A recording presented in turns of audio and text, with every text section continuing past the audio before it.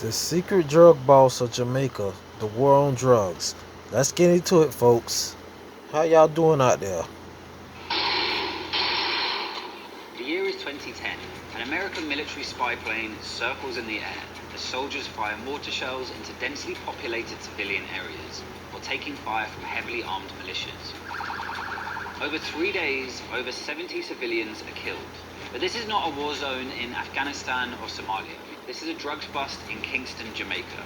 Police in Jamaica are calling for nationwide tranquility, urging people to remain calm following the arrest of a reputed drug baron and gang leader. A few miles away, tourists are sipping rum and smoking weed in resort hotels. And, to be fair, this is no ordinary drugs bust. This is the massive military operation it took to bring down Dados Coke, also known as the President. His real name is Christopher Michael Coke.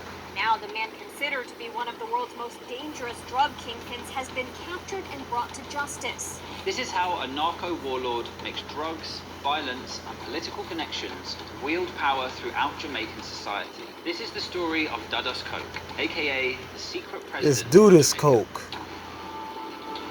Not Dadas.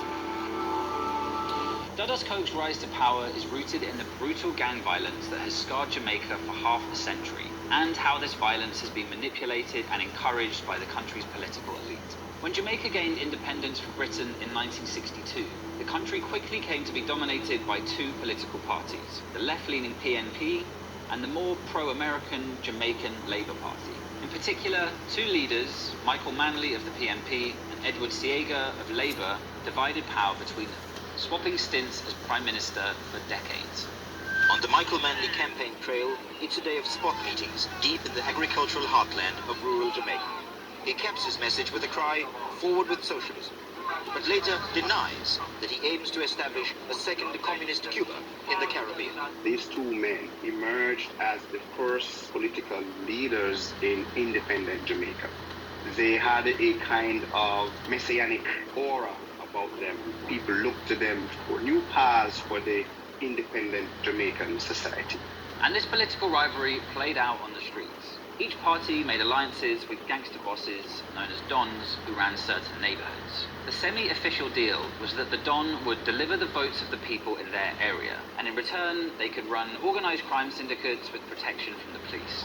The Jamaican Don really evolved first as a political enforcer. If you happen to be residing in a PNP community or a JLP community, then the enforcer's job is to enforce that political loyalty sticks, whether you like it or not. These alliances between politicians and gangsters would erupt into open gang warfare, particularly in the run-up to elections, as each party tried to intimidate the other's supporters. One of the most important aspects of the election has been the violence that's marked the campaign. Whilst politicians have argued, gunmen have been shooting it out in the streets. As the murder rate spiraled out of control, rumors circulated that weapons were being supplied by the CIA and Cuban paramilitaries. Neighborhoods became known as garrisons, literal fortresses which police couldn't enter, with gang bosses wielding almost complete control. And just as the violence was getting so bad that not even Bob Marley could fix it, something happened to make it even worse. The war on drugs. This is crack cocaine, seized a few days ago by drug enforcement agents in a park just across the street from the White House. Let there be no mistake, this stuff is poison. In the 1980s, cocaine and crack cocaine exploded in popularity across America. Jamaica sits exactly halfway between Colombia and southern Florida and became a key trafficking hub. This fundamentally changed the balance of power between the politicians and the Dons. Instead of the gangsters waiting for handouts and building contracts from the government, they now found themselves at the center of a multi-billion-dollar trade. By 1980, there is this influx of cocaine coming through the Caribbean corridor into the United States. And these political enforcers, they are now making a lot of cash from trafficking marijuana and trafficking cocaine. The most important garrison community in Jamaica at the time was the West Kingston ghetto of Tivoli Gardens. As the cocaine trade began to boom, Tivoli was controlled by a gang known as the Shower Posse, strongly allied to the Jamaican Labour Party. The Shower Posse got its name because of its brutality. The Uzi and the Tech 9, those were guns that the Shower Posse really loved. They would take out their opponents by showering bullets. Jamaican gangs like the Shower Posse and their rivals, the Spangler Posse, spread out across the US and the UK. Unlike the Colombian and Mexican trafficking groups, who concentrated on the wholesale side of the cocaine business, the Jamaican gangs also began taking control of street corner dealing in American cities, and this brought them into bloody conflict with local American dealers. The Jamaican gangs were used to fighting full-scale street battles with automatic weapons and brought a whole new level of violence to the American gang wars. The US was already experiencing a spike in homicides throughout the 1980s, but the arrival of the Shower Posse and other Jamaican groups is thought to have accelerated this, with estimates of them being responsible for over 1,400 homicides by the late 80s. This was when Dudus took control of the Shower Posse and massively expanded its drug trafficking operations. It's also when people started calling him the President. Dudus dramatically reorganized the Shower Posse's operations in the US, adopting a franchise model where individual cells were free to run themselves across America as long as they sent money and guns back to Jamaica. But back in Tivoli Gardens, his authority was absolute. He is the supreme kind of leader of Tivoli Gardens. He's almost state within the Jamaican state. The entrances to the garrison were blocked by barricades, so police couldn't enter. The Shower Posse were the law. And this is where the story gets complex, because for a murderous gangster, Dudus can also claim to have helped his community. Dudus ran significant charity and welfare programs in Tivoli, including after-school clubs, help for the elderly, and food handouts. And through legitimate companies, he put on major music festivals featuring Jamaica's biggest stars, as well as receiving over $1 million in government contracts, through which he employed local people. He provided access to things which the Jamaican state has either been unwilling or incapable of providing. So there was a healthcare facility in that community. There's a sports complex, a very good one by the way, in that community. He was loved in the community. He was respected, but he was also feared. Many people in Tivoli appear to have genuine loyalty and even love for Dudus. The Crips got blood, them a bigger terrorist than Dudus. Leave him alone. We not give up with Dudus. We love him bad. And we have a dead for him. He's name-checked in songs by everyone from reggae legends like Bunny Wailer to UK grime MCs like Skepta.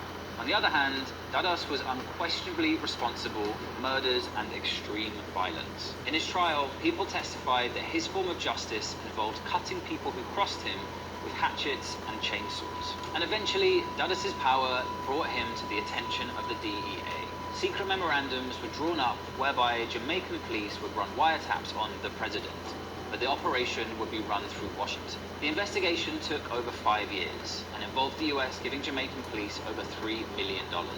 But eventually, in 2009, the US issued an extradition request.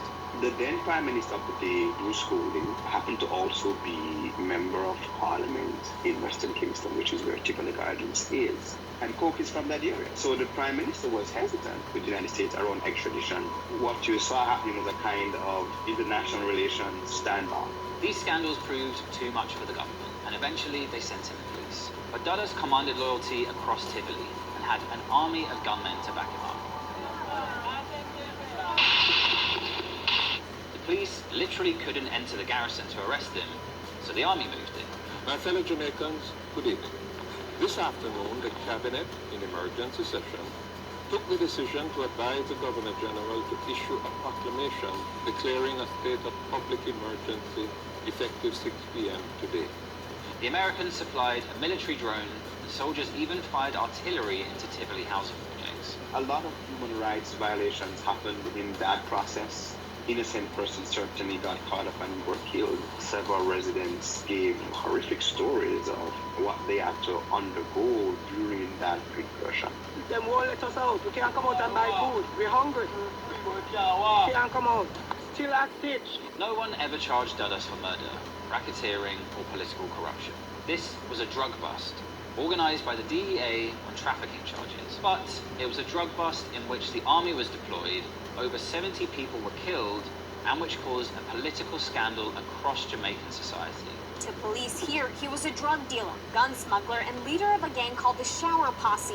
Coke was arraigned Friday in a Manhattan federal court. He pleaded not guilty to federal drug and weapons charges.